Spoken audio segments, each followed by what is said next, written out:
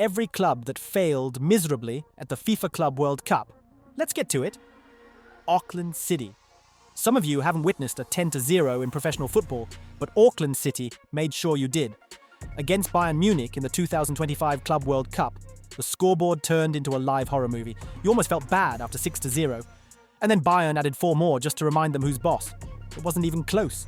Auckland's defenders looked like part-time extras, chasing shadows, slipping over their own feet.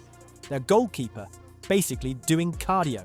By halftime, he'd made more saves with his face than his gloves. This wasn't just a loss, it was a public execution. Bayern didn't rest anyone. They didn't ease off. Auckland, a semi-pro team full of delivery drivers, realtors, and tradesmen, got a full dose of elite European punishment. Atletico Madrid, big names, big expectations, big embarrassment. Atletico Madrid walked into the 2025 Club World Cup thinking they were going to steamroll the group. They walked out after PSG dropped 4 on them like it was nothing. And that was their first game. The group was tight, for sure. I mean, they had equal points with Botafogo and PSG, and even have a better head-to-head than Botafogo. But here's the twist. Goal difference doesn't lie. Atletico got smoked 4-0 and never recovered. And that's how their first game ruined their chances of qualifying, ending their season like Arsenal, a trophyless one. Porto. You'd expect more from Porto. This is the same club that's handled European nights like pros. But 2025? Different story. They look like tourists who brought sandals to a cage match. 2 points, that's it. In a group with Palmeiras and Inter Miami, Porto just existed. No win, no spark, no bite. They could barely complete passes without slipping on their own ideas. It's almost funny. You'd think a European team could flex against MLS, who calls football soccer, and Brazilian opposition. But Porto went from contenders to irrelevant in less than a week. Boca Juniors. Boca Juniors showed up with their usual fire. Then the fire went out. In a group with Bayern and Auckland City, you'd think the game against Auckland would be the gimme. Nope. They couldn't even beat the same Auckland team Bayern demolished 10-0. That's when everyone knew Boca's run was finished before it started. Forget knockout rounds, they barely made an impact in group play. Their attack was toothless. The midfield, overrun. The aura, gone. It was like watching an unplugged version of Boca with no battery life left. LAFC, America's MLS Kings, not here. LAFC came into the 2025 Club World Cup high on domestic success, and then they realized Flamengo and Chelsea were in their group. Oops! They scraped 1 point from 3 matches, just 1. The midfield vanished against Flamengo. Chelsea didn't even break a sweat. LAFC looked more like extras than challengers. The team that was supposed to be MLS's big moment turned into an afterthought, and the fans knew it too. By Game 3, even the drums in the stands had stopped. River Plate. River came in hot, left cold. Expectations were sky high, and then the red cards started flying. 2 in 3 games, one was even for a reckless slide tackle that ended up injuring their own player. They never got past the group, not even close. It wasn't just bad luck, it was self-destruction. They couldn't manage the basics, and with discipline out the window, they basically mailed themselves home. This is River Plate. They've lifted Libertadores, but this time they just lifted their luggage early and got out of town. Urawa Reds. Urawa showed up to represent Asia. They left with 0 points. Literally 0. Not a single win, not a single draw.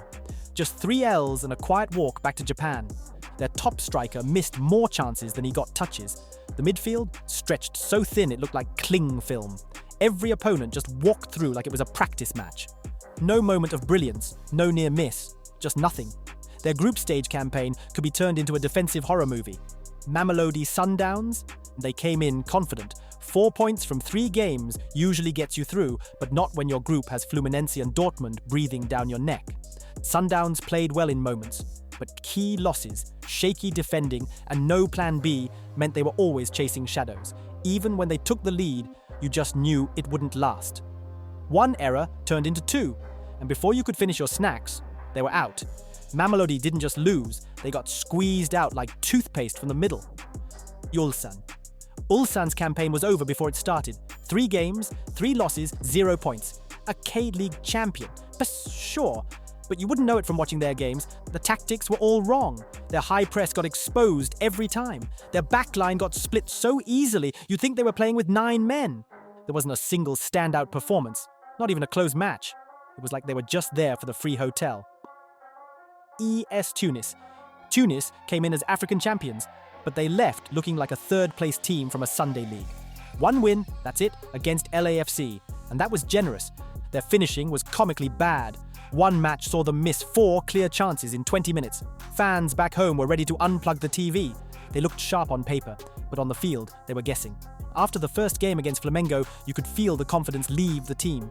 The shirts were bright, but the performance was dull. Before we continue with the drama, tap that subscribe button like it's a last-minute penalty. Don't let these bite-sized football scandals slip past you. Wydad FC. Wydad brought the hype. That's all they brought. They didn't win a single game. In fact, they didn't even get a point. Just 3 straight losses and an early flight home. Their coach looked lost by game 2. The players couldn't string 3 passes without panicking. You kept waiting for them to switch on. They never did. It wasn't just bad, it was invisible. Wydad came to the Club World Cup and disappeared before anyone noticed they were there. RB Salzburg. Salzburg came in fast, modern, and full of press-heavy hype. But when they met Real Madrid in the 2025 Club World Cup final group stage match, all that Red Bull energy crashed in 90 minutes. Final score, 3-0. And it could have been worse. They looked sharp in the first 5 minutes. Then Madrid got comfortable. And once the first goal went in, Salzburg basically evaporated. It was like someone unplugged their tactics. By the time the third goal hit the net, Salzburg's high line had turned into a suggestion. Every Madrid attack looked like a training drill. Salzburg's best play was the final whistle. Pachuca. Pachuca showed up thinking they'd go deep. They left without a single point. No wins, no draws, just a flight back to Mexico and a tournament full of regrets. Their biggest problem? Tactical identity crisis. One game they pressed, the next they parked the bus. Neither worked. They got sliced apart like cake at a kid's birthday. You could see the frustration. Players walking, heads down, coaches yelling into the void. This wasn't just a bad performance. It was 3 bad performances in a row. Al Ahly. Africa's most decorated club arrived in Club World Cup 2025 with swagger. But they left with just 2 points and a seat at home during the knockouts. A draw here, another draw there, and suddenly it was too late. Al Ahly had the quality, but they lacked killer instinct. Too many sideways passes, too many missed half chances. You kept waiting for that moment of magic, and it never came. The fans were sick of it. Same script, different year. They've been to the Club World Cup dance before, but 2025 was just spinning in circles. It was a tournament that promised everything and gave them group stage déjà vu. Al Ain. Al Ain made history once, but in 2025 they just made group stage noise. 3 points. That's all they could gather before the trapdoor opened. They tried to play positive football, but when you're stuck in a group with Manchester City and Juventus, hope is just another word for pain. Defensively, they leaked at the worst times. In midfield, they were second to everything. Their one win came in a dead rubber game when it didn't matter. They were proud, but pride doesn't get you to the knockouts. Seattle Sounders. Seattle showed with big MLS energy in 2025. It took all of 90 minutes to drain it. They didn't win, they didn't draw, they didn't even pretend to fight in their final group game. They played cautious, then panicked. The result? 0 points, 0 impact, 0 noise. They looked less like league champions and more like pre-season guests. Even their fans looked shocked. You wait your whole life for Club World Cup glory, and then your team gives you a 3-game disappearing act. Chelsea 2012 to 2013. Champions of Europe, full squad, Lampard, Hazard, Torres, and still, somehow, Chelsea lost to Corinthians in the 2012 final, 1-0, in front of the whole world. They had the firepower, but Corinthians had a game plan. They sat back, soaked pressure, and let Paulo Guerrero deliver the killer blow. It wasn't just a loss, it was embarrassment. The European champs dragged into a South American street fight and losing in the mud. Liverpool 2005.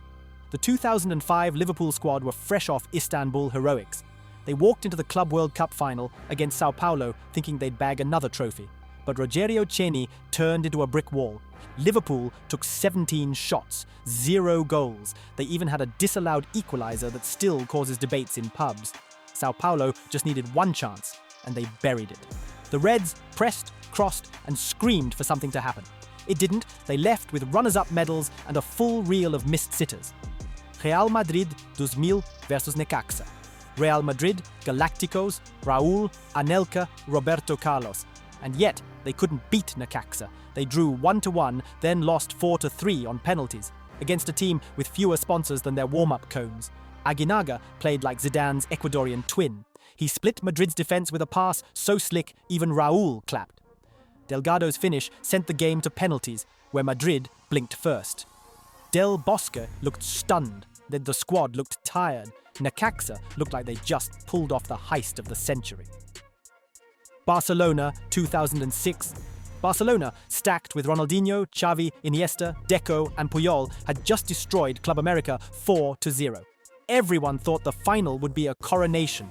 Instead, it was chaos. International defended like their lives depended on it. Then, in the dying moments, Gabiru scored off a beautiful counter. Barcelona didn't know what hit them. It was one of those games where star power meant nothing. Pep probably had nightmares about Iali and Adriano Gabiru for weeks. Santos 2011. This was supposed to be Neymar's crowning moment. He had Brazil's hype behind him. Instead, he walked into a Lionel Messi masterclass and left without a goal or a shot on target. Barca didn't just beat Santos, they humiliated them 4-0. It felt like a warm-up for the real final. Messi, Xavi, Iniesta ran the show. Neymar couldn't get a touch. Santos couldn't string 5 passes without someone in blue cutting them off. Every time they tried to counter, it was like hitting a wall made of trophies. Ouch! So, which of these teams shocked you the most? Auckland City got demolished 10-0 by Bayern. Atletico Madrid folded under pressure and took a group stage exit with them. That's the scale of failure we've covered, from powerhouses to punching bags. If you enjoyed this video, give it a like, hit subscribe, and come back for more football drama in snackable doses.